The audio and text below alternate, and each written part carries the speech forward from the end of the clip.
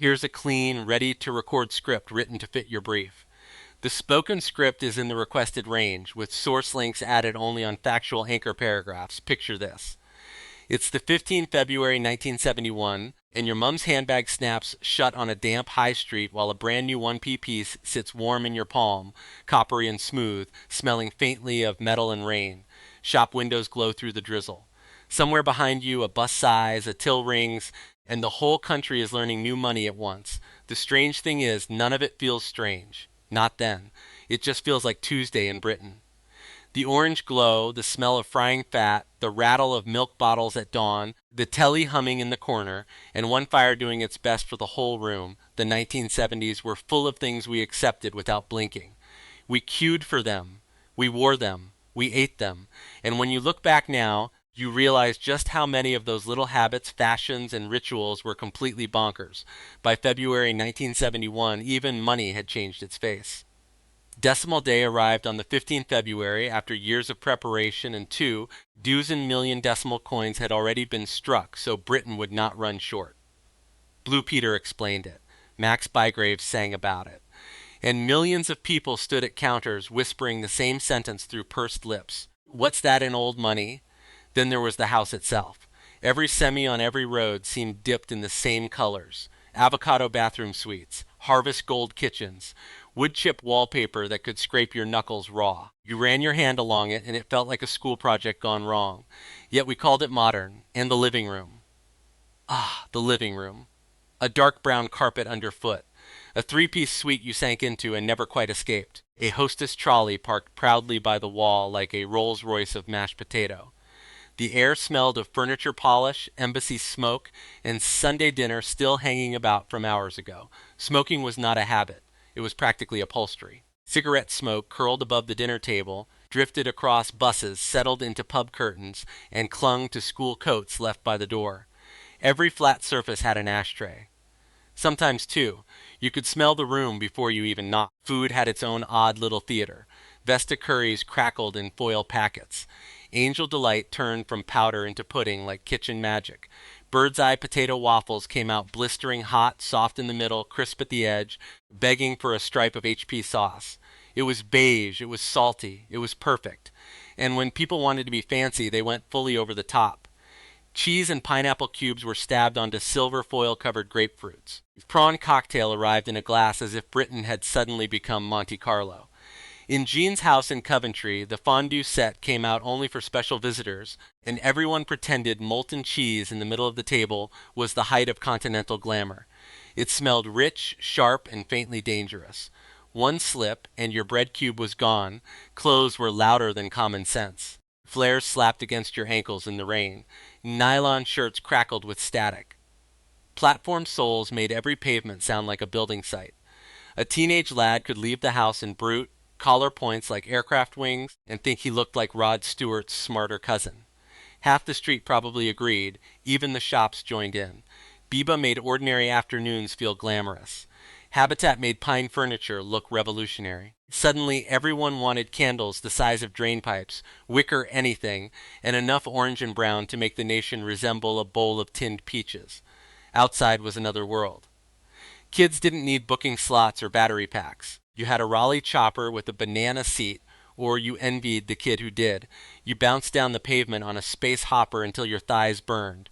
Your hands came home black with tire dust, your knees stung, and your mom shouted from the step when tea time was ready. You knew every sound of the street. A football thumping a garage door, a milk float whining at first light, a dog barking behind net curtains, a neighbor yelling somebody's full name out of an upstairs window. Life felt shared. Even the noise belonged to everyone.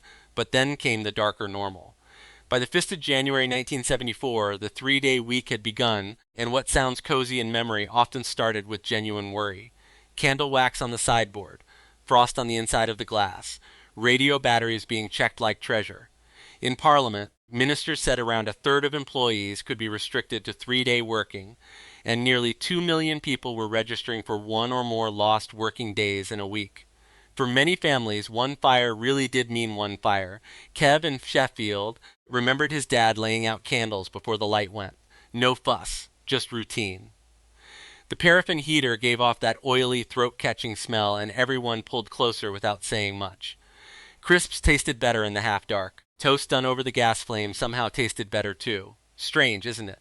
Harder times, warmer memories, and there was always that recurring picture.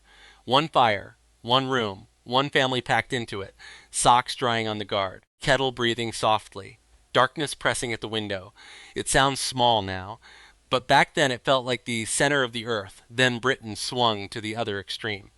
The summer of 1976 arrived like somebody had left the oven door open. Roads softened. Grass went yellow and crunchy. Lemonade went warm before you finished it. By the 3rd of July, 1976, Cheltenham hit 35.9 C after weeks of relentless sun, with 5 days above 35 C and 2 weeks where temperatures stayed at 32 C or higher. The country smelled of hot tar, cut grass, and melting fab lollies. You felt it in the car most of all. A Ford Cortina parked in the sun became a griddle pan with seat belts. Vinyl seats stuck to the backs of your legs. The steering wheel burned your palms. Dad drove with one elbow out the window while the radio faded in and out, and someone in the back asked for a Panda Pop every 7 minutes. Nobody had aircon.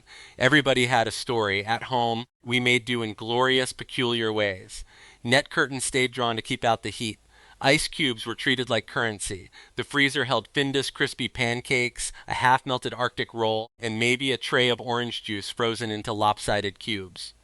Mrs. Patel from next door brought out a jug of squash for the kids and told everyone to drink properly before they dropped. That sort of street kindness was ordinary, too. Yet the oddest trend of all wasn't in the kitchen or the wardrobe. It was in the way the whole country watched together. Not watched things. Watched together. That matters. Because the payoff to all this orange-brown chaos was still coming. Evenings had a rhythm you could set your watch by. Tea trays on knees. Curtains shut. One lamp on. Blue Peter if you were small enough, Nationwide if the adults got control, and then something that felt bigger than a program. It felt like an event. You heard the theme tune and the house settled. Top of the Pops was part of that spell. By 1979, the show hit a peak audience of 19 million viewers. 19 million.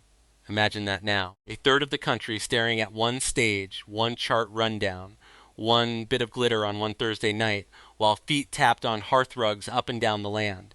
And if you were lucky, Saturday meant the same thing in a different key. Football results on the radio, the smell of chip fat in paper, somebody shaking salt all over the kitchen floor by mistake, your older brother hogging the mirror, your sister brushing out her hair for a disco in the church hall. The house never fully quiet, never fully empty. We decorated oddly. We entertained oddly.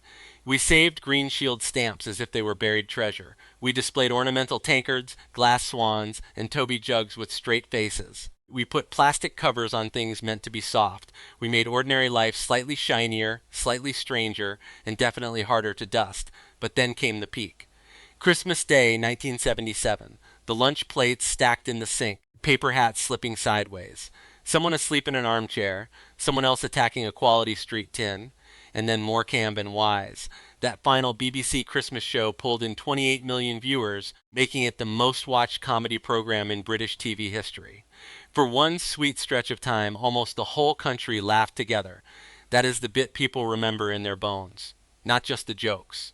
The feeling, the glow of the set on your dad's glasses, the rustle of wrapping paper under your slipper, the taste of turkey sandwiches later on. The sound of neighbors mentioning the same moment the next morning as if you had all been in one giant front room. After the brown wallpaper, the decimal confusion, the blackouts, the heat waves, the flares, the smoke, and the Vesta curries, there it was, relief. Warmth. Belonging. So yes, the trends were strange. The food looked questionable. Fashion was fearless. The decor was one long argument with beige. But stitched through all of it was something solid. You knew your neighbors. You knew the voice on the telly. You knew the sound of your own street. And when life narrowed down to one fire in one room, people moved closer instead of further apart. That is why these memories last. Not because everything was better.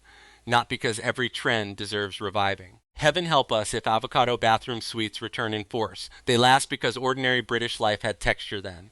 Cold glass, scratchy wallpaper, warm coins, crispy waffles, paraffin heat, TV laughter drifting across the road. And maybe that is the strangest thing of all. We thought it was normal because everybody around us was doing the same odd little things at the same odd little time, the same teething rituals, the same brands in the cupboard, the same songs through thin walls, the same orange glow. We had less, but somehow it felt like more. If you experience strange 1970s British trends, you know exactly what I mean. If this brought back memories, share it with someone who remembers. Please subscribe to keep these stories alive. Drop a comment with the strangest 1970s thing your family thought was completely normal.